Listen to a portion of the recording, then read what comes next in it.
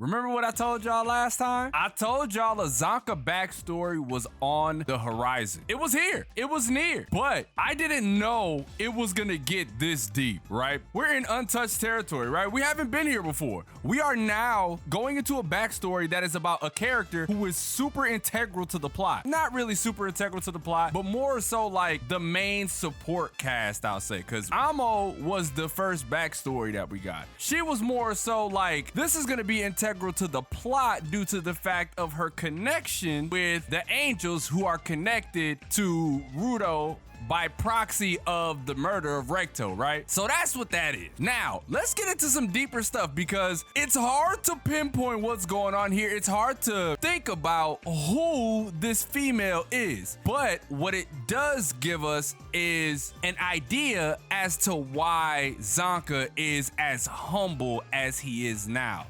Right? It brings into account why he prides himself on being somebody who works so hard and why he's not a genius. And I really want to know what happened to her because it seems like there's more to this than meets the eye. So when we spawn into this chapter, I'm talking as if this is like an isekai or something, right? When we start with this chapter, we are in an area that I've never seen or that we've never seen before, right? It's a place called Kamuatari Town. Very, very cool looking place. I want to know when we're gonna visit here, right? Because it seems very, very samurai-esque, right? In that village. It's what it seems like, right? It's what it seems like. They are known as Hellguards. And we learn that ZANKA is from a noble lineage. He never gave that off to me, right? He never gave off noble. So we meet his father, right? I love learning. It's something that I find so much fun when it comes to manga. We learn about the characters we really like, and ZANKA is indeed one of them. The blood of the Nijik family is like sacred in Kamuatari Town, right? They rule over the abyss,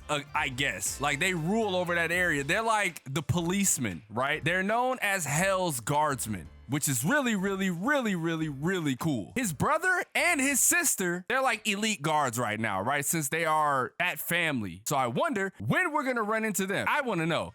Or could they be a part of the Vandals? Very curious, bro, very curious. But ZANKA has been placed with such expectations on his shoulders because he comes from that family, and we see that, right? We see that as he's going through the school, but before we even get to that, we learn that the reason they hold themselves to such high regards is not because they only have to kill aberrant beast, is not because they have to worry about the garbage flying from the sky with toxins that cause diseases and kill people down here. It could even cause you to go crazy. We saw that with Zodil, right? We saw that shit. But what the bald man said was, we must never forget that the biggest threat of them all is indeed humans. It's the Hell's Guardsman job to supervise and manage the activities of humans. So they are like the military down here. So they just want to keep people in line, right? They just want to make sure people aren't doing some wild shit. And he goes on to say, in this training camp, all of you who have joined are to endure strict training and become rivals with one another. In order to become a strong Hell's Guardsman, learn and strive along each other. And you have ZANKA looking from above like a bird. And then you have these dudes who walk by and they're talking mad shit, right? They are more interested in the female who is amazingly talented, right? And then they see ZANKA and they know that ZANKA, he's from that family, the Nijik family, right? And know that their bloodline is legit. They're all elites. And they're like, man, it's crazy that he doesn't let up under that kind of pressure. ZANKA would already have been top of the class. And they think he's a genius.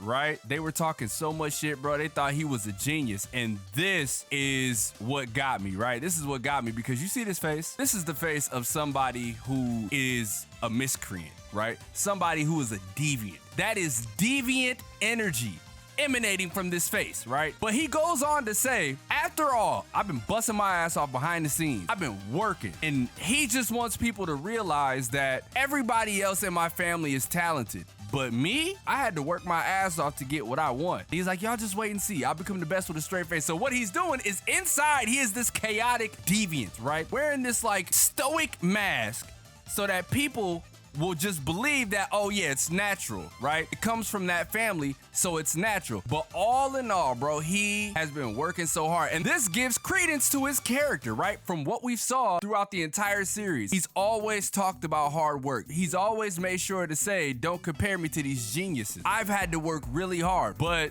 something that kind of scared me is this, and I think I understand where this is gonna go. The other bald man who comes through, who looks like a higher up in this area, he said recently there's been an increase in criminal givers. Even if you become a strong Hell's Guardsman, there's no point if you aren't a giver. So the thing that got me was the increase in criminal givers. So I wonder if this whole backstory is gonna deal with like somebody infiltrating the Kamuatari area. And when you put the pieces together, it makes you think that this shorty that pulls up might be the one who infiltrates in order to cause hell, right? That's what it seems like, because like I said, ZANKA never came across as a noble to me. He was often by himself. He never really had to go anywhere else, right? So it made me wonder if at some point in this backstory is there gonna be a massacre. I kind of feel like it is. It made me look at the last chapter much more differently than I thought, because he goes on to say, at this point, I was forced to realize when in front of the real thing, the true meaning